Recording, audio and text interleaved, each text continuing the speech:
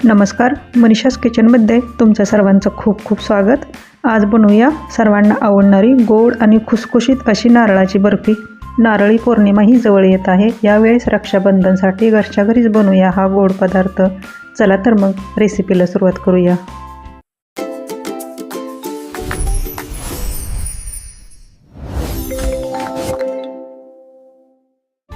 बर्फी बनवण्यासाठी इथे मी ओल्या नारळाचा किस एक पातेलं घेतला आहे। किस मिक्सरवरच बारीक करून घेतला आहे। आता गॅसवर कढई ठेवून 1 चमचा तूप टाकून घेऊया।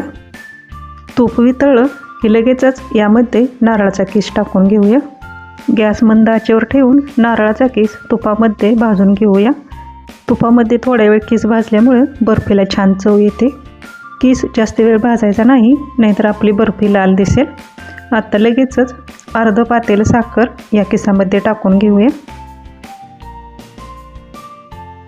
1 पातेलं किस होता, त्यासाठी मी अर्ध पातेलं साखर इथं टाकून घेत आहे। गॅस मंद आचेवर ठेवून सतत हलवत राहायचं आहे।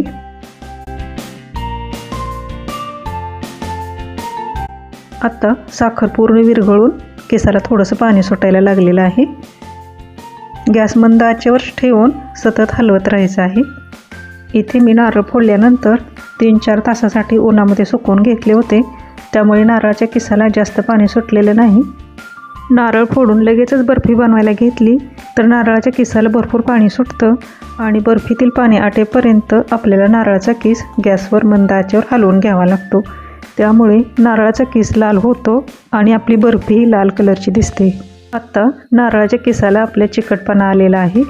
एवढ्या चिकटपणातही नारळाच्या वड्या छान बनतात, पण मी इथे 1 महिनाभर टिकण्यासाठी अजून थोडंसं नारळाचा किस घट्ट करून घेत आहे। भरपूर असा चिकटपणा नारळाच्या किसाला आलेला आहे, तुम्ही पाहू शकता। नारळाचा किस हलवताना उलताने असं अगदी जड जात आहे आपल्याला, एवढा चिकटपणा नारळाच्या किसाला आलेला आहे। आता ताटाला तूप लावून घेऊया। तूप लावून घेतल्यामुळं नारळाच्या बर्फीला अजून छान चव येते। एका पेलेलाही तूप लावून घेऊया। आता यामध्ये बर्फीसाठी बनवलेलं सारण ताटामध्ये पसरवून घ्यायचं आहे आपल्याला। सारण अजून गरम आहे, त्यासाठी सुरुवातीला उलताने असं थोडंसं पसरवून घेऊया।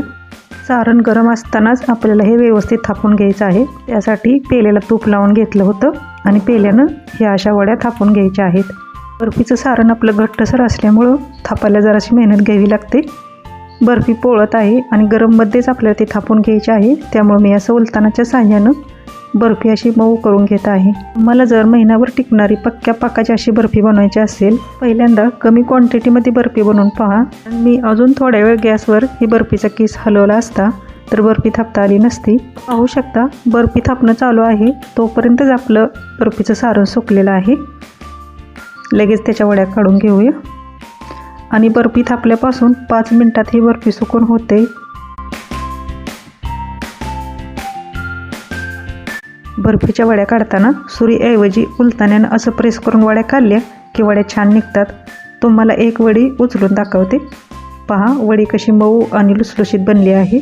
या बर्फीच्या वड्या महिनाभर टिकतात ही आणि वड्या संपेपर्यंत खायला खुसखुशीत लागतात। तुम्ही पाहू शकता वडी कशी छान खुसखुशीत दिसते आहे। बर्फीचं सारण थापल्यापासून 10 मिनिटात वड्या आपल्या ह्या सुकून तयार झाल्या आहेत। पद्धतीने सर्वांना आवडणारी नारळाची गोड आणि लुसलुशीत बर्फी ही खाण्यासाठी आपली तयार आहे। रेसिपी आवडल्यास मनीषास किचनला लाईक आणि सबस्क्राईब करायला विसरू नका।